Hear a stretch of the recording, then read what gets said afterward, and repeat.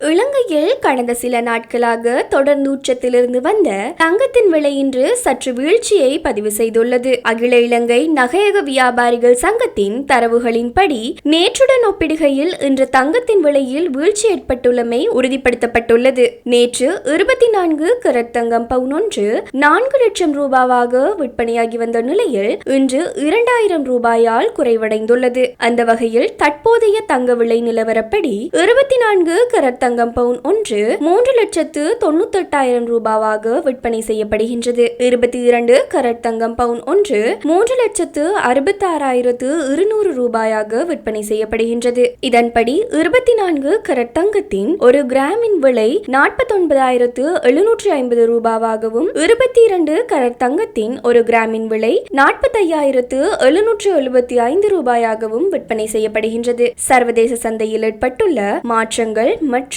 உள்ளூர் சந்தை நிலவரங்களுக்கு அமைய இந்த விலை வீழ்ச்சி ஏற்பட்டுள்ளதாக நகையக உரிமையாளர்கள் தெரிவிக்கின்றனர். கடந்த சில வாரங்களாக விலை அதிகரித்து வந்த நிலையில் இந்த சிறு சரிவு நுகர்வோர் மத்தியில் ஓரளவிற்கு நிம்மதியை ஏற்படுத்தியுள்ளது.